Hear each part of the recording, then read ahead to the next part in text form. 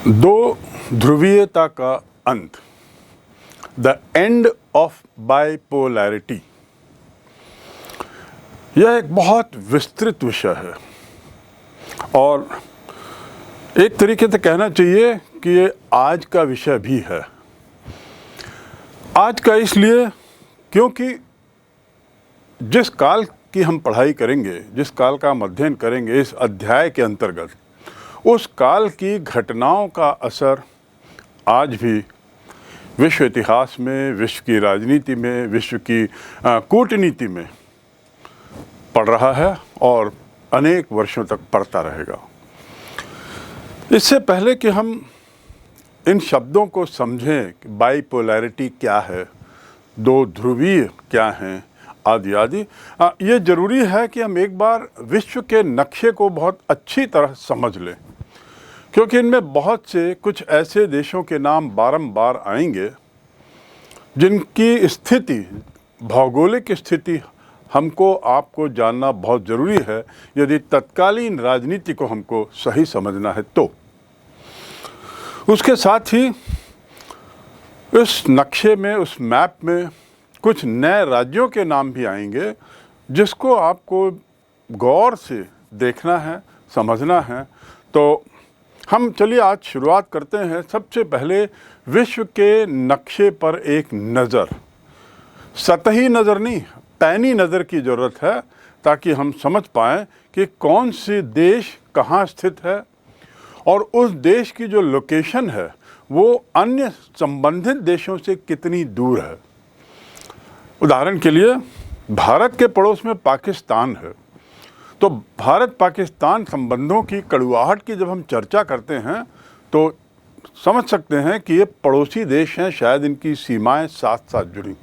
लेकिन ऐसे कई उदाहरण भी हैं जहां पर बहुत दूर रहते हुए भी शायद उतनी ही कड़वाहट, बल्कि उससे ज़्यादा कड़वाहट उन देशों के बीच में इस काल में थी। तो कहीं हम ऐसा गलत ना समझ बैठें कि क्या ये दोनों देश भी भारत पाकिस्तान जैसे पड़ोसी हैं जिनकी सीमाएं कॉमन हो। नहीं, इसलिए हमारे लिए सबसे पहले नक्शे में, विश्व के नक्शे में विभिन्न संबंधित देशों की स्थिति को जानना अत्यावश्यक है। सबसे पहले हम देखें कि इसमें एक बहुत बड़ा देश दिखाई दे रहा है जो यूरोप और एशिया दोनों को कवर कर रहा है, दोनों के साथ है, और उस देश का नाम है सोवियत संघ।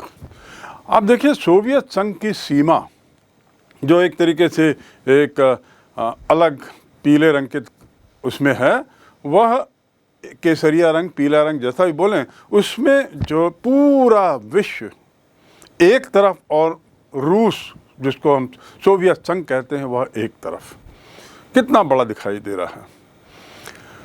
और सोवियत संघ जो है वह समुद्रों से कहाँ कहाँ जुड़ा हुआ है, क्योंकि इस काल की राजनीति की बात करते समय इनकी समुद्री सीमाओं का जिक्र बारंबार आएगा। तो हम बहुत गौर से देखें सोवियत संघ का विस्तार कितना ज़्यादा है। भारत के ठीक ऊपर नेपाल है, नेपाल से ऊपर चीन है पीले रंग में, चीन के ऊपर मंगोलिया है जो हरे रंग में है, और मंगोलिया के ऊपर सोवियत संघ जो फेडरेशन लिखा हुआ है, रशियन फेडरेशन। ये उस काल का नक्शा है, तो रशियन फेडरेशन। उसके बाद आप देखते हैं कि यदि हम थोड़ा पूर्व की ओर जाएं तो वहाँ जापान भी है जो एक अलग रंग में दिया हुआ है, गुलाबी रंग में है, बहुत छोटे से द्वीपीय राष्ट्र है जापान, गुलाबी रंग में। तो ये तो हुआ एशिया से संबंधित नक्शा। मुख्य पात्र जो हमारे इस अध्याय के इस नक्शे में जिस पे मैंने बात की है अभी तक, उसके मुख्य पात्र हैं सोवियत फेडरेशन। अब हम पश्चिम की ओर थोड़ा आएँ, यानी फेडरेशन के पश्चिम की ओर, तो आप देखेंगे कि एक घोड़े जैसा मुंह बना हुआ हरे और केसरिया रंग में, बीच में उसमें पीला रंग है, यह एक नक्शा है, यह भी एक हिस्सा है, भौगोलिक हिस्सा। इनको स्कैंडिनेवियन कंट्री कहते हैं। क्या कहते हैं? Scandinavian country. तो इस प्रकार इस नक्शे में हम देखते हैं कि स्कैंडिनेवियन कंट्री का जो मुंह है वो एक तरीके से घोड़े जैसा है, और इसीलिए इस क्षेत्र को the horse shoe of Europe भी कहते हैं, क्योंकि वह घोड़े जैसा, घोड़े के शू जैसा, हॉर्स शू। इसके ठीक नीचे आप थोड़ा देखिए तो बहुत छोटे छोटे अनेक देश हैं, और उन्हीं में से लगा हुआ एक देश जो गुलाबी रंग में है वह है इंग्लैंड, जिसे ग्रेट ब्रिटेन भी कह सकते हैं, इंग्लैंड भी कहते हैं, यूके भी कहते हैं। ये तीनों नाम के थोड़े अलग अलग अर्थ हैं। Great Britain, United kingdom, UK और इंग्लैंड, इनमें थोड़ा सा अंतर है जिसको हम बाद में समझेंगे। फिलहाल हम इतना जान जाएं कि इंग्लैंड कहाँ पर स्थित है, इसको देख लें अच्छी तरह। और इंग्लैंड जो है वह जो यूरोप की जो भूमि है, मुख्य भूमि, उससे थोड़ी दूरी पर है, बीच में समुद्र है, जिसे हम एक हिस्सा समुद्र का एक कहते हैं इंग्लिश चैनल। इंग्लिश चैनल, जिसको तैर के बहुत सारे तैराकों ने विश्व रिकॉर्ड बनाया है, क्योंकि वहाँ पर इंग्लिश चैनल को क्रॉस करना एक बहुत कठिन काम माना जाता है, लेकिन बहुत से तैराकों ने किया है। भारत में भी जानकारी के लिए बोल दूँ, मिहिर शाह, इसने ये तैराकी की थी और सफलतापूर्वक इसको पार किया था। तो वापस आते हैं इंग्लैंड। इंग्लैंड के ठीक पड़ोस में जो मुख्य भूमि है, उस मुख्य भूमि में फ्रांस है। फ्रांस के बाजू में जर्मनी है, और इस प्रकार वहाँ पर कई देश बने हुए हैं, England, France, Germany, Spain, Portugal आदि आदि।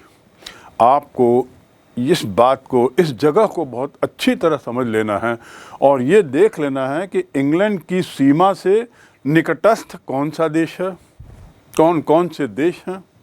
उसके बाद फ्रांस की सीमा से कौन कौन से देश जुड़े हुए हैं, फ्रांस के बाद जर्मनी की सीमा से कौन कौन से देश जुड़े हुए हैं, और रूस, जिसे सोवियत फेडरेशन यहाँ कहा गया है, सोवियत फेडरेशन से यूरोप के कौन कौन से देश इनमें से जुड़े हुए हैं, किनकी सीमाएं बिल्कुल पास हैं। जो फ्रांस और इंग्लैंड, जर्मनी, इनकी मैंने बात की, इनके और सोवियत फेडरेशन के बीच में कुछ अन्य देश हैं। ये देश कहलाते हैं पूर्वी यूरोप के हिस्सा, और फ्रांस, जर्मनी आदि कहलाते हैं पश्चिमी यूरोप का हिस्सा। यदि यूरोप के नक्शे को आप देखें तो इसमें पश्चिम के हिस्से में जो देश हैं वे कहलाएंगे पश्चिमी यूरोप, और पश्चिमी यूरोप के पहले और सोवियत फेडरेशन के बीच में जो देश हैं वे कहलाएंगे पूर्वी यूरोप। पूर्वी यूरोप का अर्थ, बच्चों, इस बात को समझ लें कि पूर्वी यूरोप का अर्थ ये नहीं है कि विश्व के पूर्व की ओर हम चले जाएं, नहीं। यूरोप में पश्चिम के पहले जो है वह पूर्वी यूरोप। तो इस प्रकार उस पूर्वी यूरोप में कौन कौन से देश हैं आप देखेंगे, वहाँ पर बाल्कान कंट्रीज आते हैं। बाल्कान, जैसा मैंने आगे बताऊंगा मैं, बाल्कान जो है वह एक क्षेत्र है, भौगोलिक क्षेत्र है। स्कैंडिनेविया एक भौगोलिक क्षेत्र है, किसी देश का नाम नहीं है। बाल्कान क्षेत्र में जो देश हैं उसके साथ कुछ अन्य देश भी जुड़े हुए हैं, जैसे Bulgaria, Poland, Romania, Czechoslovakia, Hungary, Czechoslovakia आदि आदि। तो ये जो देश हैं ये पूर्वी यूरोप का हिस्सा हैं, और ये सोवियत संघ से सटे हुए हैं, सोवियत संघ से जुड़े हुए हैं। एक तरीके से पश्चिमी यूरोप और सोवियत यूरोप के बीच में ये देश आते हैं। ठीक, तो ये आपको मूलतः आप समझ गए अभी, सोवियत संघ, पश्चिमी यूरोप और उसके देश, पूर्वी यूरोप और उसके देश, और उसके साथ ही भारत को देखें वो कहाँ पर है। भारत की सीमा जो है वो ऊपर नेपाल और उसके ऊपर चीन। उसके बाद अफगानिस्तान से उसकी सीमा छूती है। भारत की सीमा पाकिस्तान से तो छूती ही है, ऊपर एक बहुत छोटा सा क्षेत्र है कश्मीर के पास, जहाँ पर 3-4 देशों की सीमा भारत को छूती है, जिसमें अफगानिस्तान भी है, चीन भी है, नेपाल भी है, आदि आदि। ये सियाचिन वाला क्षेत्र कहलाता है, जो बड़ा प्रसिद्ध है। सियाचिन सबसे ऊंचा युद्ध का क्षेत्र है भारत में, बल्कि विश्व में कहना चाहिए तो वो सियाचिन के पास का क्षेत्र। अब इसके ऊपर यदि आप जाते हैं तो नक्शे में देखिए, थोड़ा जूम करके, तो आप पाएंगे किर्गिस्तान, कजाकिस्तान, ताजिकिस्तान, ऐसे स्तान नाम वाले कुछ देश हैं। जैसे अफगानिस्तान तो है ही, पाकिस्तान तो है ही, फिर उसके बाद किर्गिस्तान, कजाकिस्तान, ताजिकिस्तान आदि आदि हैं, तुर्कमेनिस्तान आदि आदि, ये देश वहाँ पर हैं। ये जो देश हैं ये पूर्व में सोवियत संघ का हिस्सा थे, यानी सोवियत संघ और बड़ा था, इस बात को आपको याद रखना है। सोवियत संघ 1990 से पूर्व और विशाल था, उससे भी विशाल जो अभी आप देख रहे हैं, इतना बड़ा। कल्पना करिए सोवियत संघ कितना बड़ा देश है। और यदि ठीक से थोड़ा और ध्यान से देखें और महाद्वीपीय दृष्टि से देखें तो आप पाएंगे कि एशिया महाद्वीप में भी रूस उतना ही फैला हुआ है जितना लगभग यूरोप महाद्वीप में। तो इस प्रकार ये एक ऐसा देश है जो एशिया और यूरोप दोनों महाद्वीपों में बड़े विशाल रूप में फैला हुआ है। नीचे भारत नीचे है और बाजू में अफ्रीका आप देख रहे हैं। अफ्रीका बहुत सारे देशों का महाद्वीप है, छोटे छोटे देशों का महाद्वीप है, जिस पर हमें विशेष चर्चा इस अध्याय में नहीं करनी है। ये हुआ एक हिस्सा। अब नक्शे के दूसरी ओर चलें और वह है कनाडा, यूएसए, यानी हम चलते हैं उत्तरी अमेरिका और दक्षिणी अमेरिका की ओर। उत्तरी अमेरिका और दक्षिण अमेरिका की यदि बात करें तो देखिए जो हरा क्षेत्र है, नक्शे में जो हरा क्षेत्र दिखाई दे रहा है वह है अमेरिका, जिसे हम कहते हैं यूएसए। इससे पहले मैं आगे बढ़ूं, मैं बताऊंगा जो सोवियत फेडरेशन लिखा हुआ है ये उस समय जिस काल की हम चर्चा कर रहे हैं, जो काल हमारे इस अध्याय का काल है, उस समय उसको यूएसएसआर कहते थे, यानी union of Soviet socialist Republic. मैं पुनः दोहरा दूं, union of Soviet socialist republics, USSR. अभी हम बात कर रहे हैं यूएसए की, यानी यूनाइटेड स्टेट्स ऑफ अमेरिका। ये उत्तरी अमेरिका जो महाद्वीप है उसका एक देश है। हम पूरे उत्तरी अमेरिका की बात नहीं कर रहे हैं, हम यूनाइटेड स्टेट्स ऑफ अमेरिका की बात कर रहे हैं, जो उत्तरी अमेरिका का एक देश है। दूसरा महत्वपूर्ण देश यहाँ पर आता है कनाडा।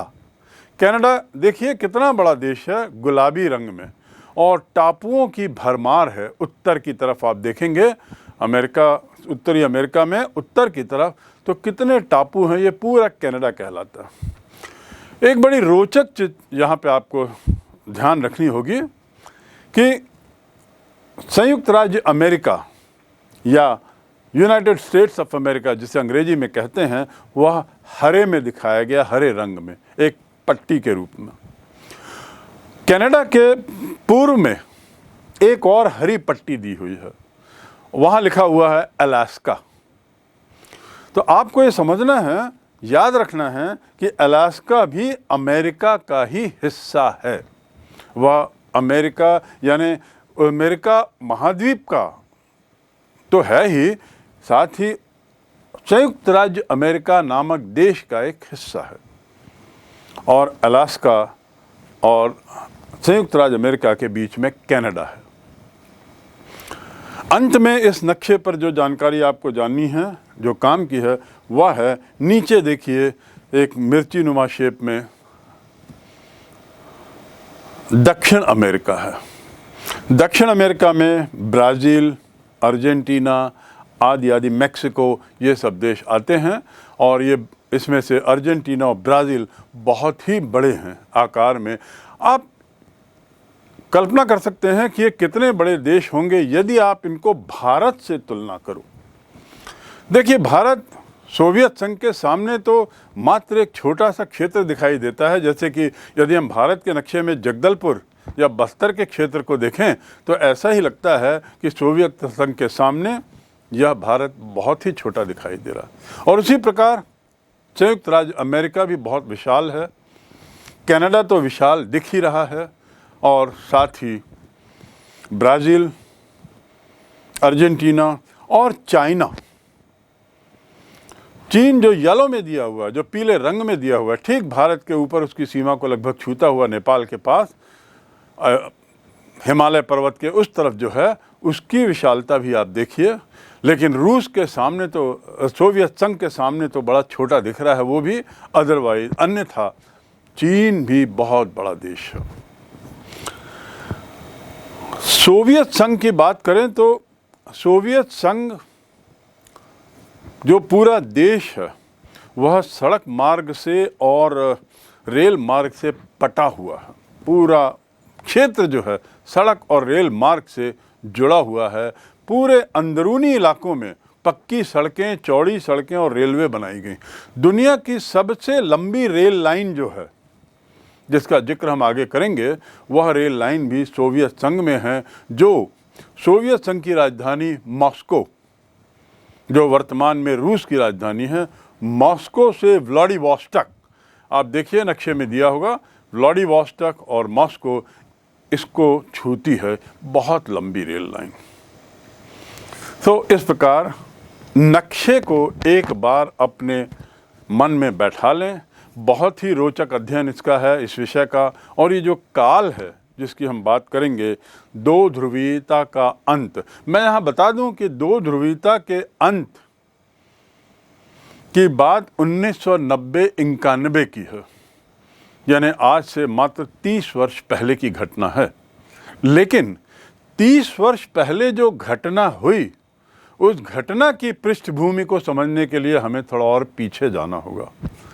तो चलिए अब हम चलते हैं पृष्ठभूमि पर कि आखिर दो ध्रुवीयता, ये जो अंत शब्द है, ये अंत 1990-91 में जो हुआ, इसके पीछे क्या दास्तां है, इसके पीछे क्या कहानी है, इसके पीछे क्या इतिहास है।